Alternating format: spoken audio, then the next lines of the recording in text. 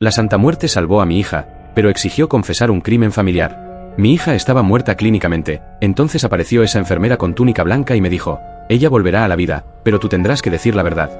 Hola a todos. Me ha tomado casi un año reunir el valor para escribir esto.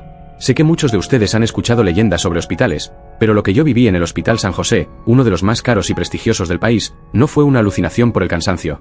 Mi nombre es María, y en el 2024 mi vida se detuvo cuando mi hija de 6 años, Ana, fue ingresada de urgencia por una complicación pulmonar que los médicos no lograban controlar. Estábamos en el cuarto piso, en una sección privada donde se supone que tienes la mejor atención del mundo, pero ninguna cantidad de dinero podía comprar el aire para los pulmones de mi pequeña. Llevábamos 3 semanas viviendo en una pesadilla. Mi esposo, José, estaba destrozado, y yo sentía que me marchitaba con cada pitido de las máquinas. Una noche, el médico de guardia nos dio la noticia que nadie quiere escuchar. El cuerpo de Ana ya no respondía al tratamiento y era cuestión de horas para que su corazón se detuviera. Nos movieron a una habitación aislada, la número 413, que todos los trabajadores del hospital llamaban simplemente la cama 13. Había un silencio pesado en ese pasillo, un frío que no era del aire acondicionado, sino algo que te calaba hasta los huesos. A eso de las 3 de la mañana, José bajó a la cafetería por un café que nunca se tomó, y yo me quedé sola junto a la cama de Ana.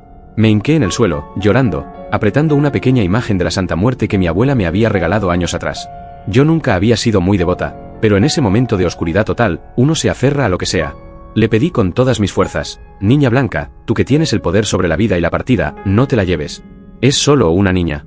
Llévate lo que quieras de mí, pero déjala a ella. Apenas terminé de susurrar esas palabras, el ambiente cambió. El olor a medicina y desinfectante desapareció, siendo reemplazado por un aroma intensísimo a flores frescas, como si hubieran metido 1000 ramos de nardos en la habitación. Miré hacia la puerta y la vi. No era una de las enfermeras que conocíamos. Era una mujer alta, delgada, vestida con una túnica blanca impecable, de una tela gruesa que parecía antigua, como de los años 50. Llevaba una cofia perfectamente almidonada y no hacía ruido al caminar. No podía verle bien el rostro por la luz tenue, pero su presencia me daba una paz que nunca había sentido. Se acercó a la cama 13 y puso su mano sobre la frente de mi hija. En ese instante, el monitor que marcaba el pulso débil de Ana se volvió loco, pero no de forma alarmante. El ritmo cardíaco empezó a normalizarse ante mis ojos. La mujer se giró hacia mí, con una voz que sonaba como el viento entre los árboles, me dijo, ella se queda. El milagro está hecho. Pero el precio es la verdad. Alguien de tu sangre debe confesar su secreto más oscuro, o la deuda no estará saldada. Antes de que pudiera preguntar a qué se refería, la enfermera salió de la habitación. Salí corriendo tras ella al pasillo, pero estaba completamente vacío. No había rastro de la mujer, y el guardia de seguridad que estaba al final del pasillo juró que nadie había pasado por ahí en la última hora. Regresé a la habitación y me encontré con los médicos corriendo hacia la cama 13, pero no porque Ana estuviera peor, sino porque sus niveles de oxígeno habían subido al 100% de un segundo a otro. Era un milagro médico imposible, una recuperación que desafiaba toda lógica científica. Pasaron 2 días y Ana estaba despierta, comiendo y riendo como si nunca hubiera estado al borde de la muerte. Los doctores hablaban de una remisión espontánea, pero yo sabía la verdad. Sin embargo, las palabras de la enfermera me perseguían, alguien de tu sangre debe confesar su secreto más oscuro. Pensé que quizás se refería a mí, pero yo no tenía grandes secretos, o eso creía. Pero ahí no termina la cosa, porque la atmósfera en mi familia empezó a ponerse extrañamente tensa, como si un aire de sospecha nos estuviera asfixiando. Mi esposo José estaba actuando de manera errática. En lugar de estar feliz por nuestra hija, lo veía pálido, tembloroso, evitando mi mirada. Recordé que la enfermera dijo que alguien de mi sangre o de la familia debía hablar. Pero lo peor todavía estaba por venir. Esa noche, mientras dormíamos en el hospital esperando el alta de Ana, tuve un sueño. Vi a la Santa Muerte vestida de blanco, sosteniendo una balanza. En un plato estaba la vida de mi hija y en el otro había una carta cerrada con un sello de cera negra. Me desperté de golpe con la sensación de que alguien me observaba. Era la enfermera de la túnica antigua, parada en la esquina de la habitación. No dijo nada, solo señaló a José, que dormía en el sofá. Luego, se llevó un dedo a los labios pidiendo silencio y desapareció en las sombras. Entendí que el secreto no era mío, sino de él. Y entendí que, si ese secreto no salía a la luz, la niña blanca vendría a reclamar lo que había devuelto por pura misericordia. A la mañana siguiente, confronté a José. Le dije lo que había visto, le hablé de la enfermera y de la condición para el milagro. Él se puso furioso, dijo que yo estaba loca por el estrés, pero sus manos no dejaban de temblar. No fue una coincidencia que, en ese mismo momento, el monitor de Ana empezó a pitar de nuevo. Sus niveles de oxígeno empezaron a caer rápidamente, sin ninguna razón médica. Los doctores entraron corriendo, y yo agarré a José por la camisa y le grité, «Dilo, dilo ahora o la perdemos de nuevo». José se desplomó en el suelo, llorando, mientras los médicos intentaban reanimar a nuestra hija. Entre sollozos, empezó a confesar algo que me heló la sangre. Hace 7 años, antes de que Ana naciera, José había estado involucrado en un accidente de auto donde una persona murió. Él iba tomado y, con ayuda de su padre y mucho dinero bajo la mesa, habían hecho que otra persona, un hombre pobre de un pueblo cercano, tomara la culpa y fuera a la cárcel en su lugar. José había construido nuestra vida de lujos y el prestigio de nuestra familia sobre la libertad robada de un inocente. Fue una confesión desgarradora. Él gritaba los detalles, pidiendo perdón al aire, mientras los médicos lo miraban confundidos, sin dejar de trabajar sobre Ana. En el momento exacto en que José mencionó el nombre del hombre que estaba en prisión por su culpa, el monitor de Ana se estabilizó de golpe. La niña soltó un suspiro profundo y volvió a dormir tranquilamente.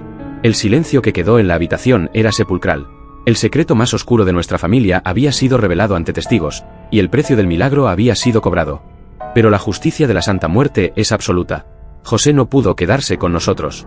Esa misma tarde, consumido por la culpa y sabiendo que ya no podía ocultar la verdad, se entregó a las autoridades. El escándalo fue enorme, perdimos el estatus, perdimos las cuentas bancarias y muchos de nuestros amigos del hospital de prestigio nos dieron la espalda. Pero a mí no me importaba. Tenía a mi hija conmigo, sana y salva. Habíamos pasado de la cama 13 al mundo real, aunque el mundo real ahora fuera mucho más modesto y difícil. Semanas después, cuando Ana ya estaba en casa, encontré algo en su maleta del hospital que no era nuestro.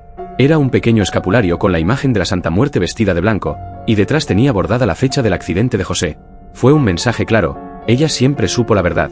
La enfermera de la túnica antigua no era un fantasma cualquiera, era la representación de la honestidad que la muerte exige antes de dar una segunda oportunidad. No se puede pedir vida cuando se ha sembrado injusticia. Mucha gente me pregunta si no me arrepiento de haber presionado a José para que confesara, ya que ahora él está cumpliendo su sentencia y yo trabajo doble turno para mantener la casa. Mi respuesta es siempre la misma: no. El secreto estaba matando a mi hija desde antes de que se enfermara. La energía de esa mentira era lo que la estaba consumiendo. Ahora, aunque somos pobres, dormimos en paz. Y sé que, en esa habitación, en la cama 13, la niña blanca sigue esperando al siguiente que necesite un milagro, pero siempre con la balanza lista. La recuperación de Ana fue total, los médicos lo llaman el caso más extraño de la década, pero yo sé que no hubo ciencia involucrada, sino una intervención divina de la señora. A veces, por las noches, Ana me dice que sueña con una señora de blanco que le cuenta cuentos y le dice que siempre se porte con la verdad. Eso me da consuelo, porque entiendo que mi hija está bajo una protección especial. La Santa Muerte no es la entidad malvada que muchos pintan en las películas, es una madre estricta que no soporta la hipocresía. José, desde la cárcel, me escribe cartas diciendo que por fin puede respirar de nuevo. Dice que la carga de haber enviado a un inocente a prisión era lo que le estaba pudriendo el alma. Él aceptó su destino y, curiosamente, el hombre que estaba preso injustamente fue liberado y compensado gracias a la confesión de mi esposo. La justicia poética se cerró de una manera perfecta. No quedó ningún cabo suelto. Todo volvió a su lugar, aunque el proceso fuera doloroso y nos quitara todo lo material que creíamos importante. Esta experiencia me cambió para siempre. Ahora tengo un pequeño altar en mi sala, no oculto en un cuarto de lavado, sino a la vista de todos. Le pongo flores blancas cada martes y le agradezco por la salud de mi hija. He aprendido que la devoción a la Santa Muerte requiere una valentía que no todos tienen, porque ella te obliga a mirarte al espejo y ver quién eres realmente. No puedes ocultarle nada, porque ella es la que nos recibirá a todos al final del camino, y frente a ella, todos los secretos se vuelven transparentes. Sé que hay otros testimonios de enfermeras que aparecen en hospitales, la famosa planchada y otras leyendas urbanas. Pero la enfermera de la túnica blanca antigua es diferente. Ella no solo cura el cuerpo, cura la historia familiar. Ella limpia el linaje de las manchas que nosotros mismos le ponemos por ambición o por miedo. Si alguna vez están en un hospital y sienten ese aroma a nardos, no tengan miedo, pero prepárense para ser honestos. Porque el milagro vendrá, pero la verdad también. Hoy Ana tiene 10 años y es una niña brillante, llena de vida. Cada vez que pasamos cerca del hospital, ella saluda a la ventana del cuarto piso. Yo solo aprieto su mano y le doy gracias a la niña blanca por haberme dado el valor de elegir su vida sobre nuestra comodidad. La cama 13 ya no representa miedo para mí, representa el lugar donde mi familia volvió a nacer, libre de mentiras. La muerte nos enseñó a vivir de verdad, y ese es el milagro más grande que cualquiera de nosotros podría recibir. ¿Ustedes qué opinan? ¿Creen que fue justo que José perdiera su libertad a cambio de la vida de su hija? ¿O piensan que la Santa Muerte fue demasiado dura con nuestra familia? A veces la gente me dice que debí buscar otra forma, pero en ese hospital, frente a la cama 13, entendí que con lo sagrado no se negocia a medias. Los leo en los comentarios. Me gustaría saber si alguno de ustedes ha tenido una experiencia similar en un hospital o si han sentido la presencia de la niña blanca en sus momentos más oscuros. No olviden que la fe es un compromiso.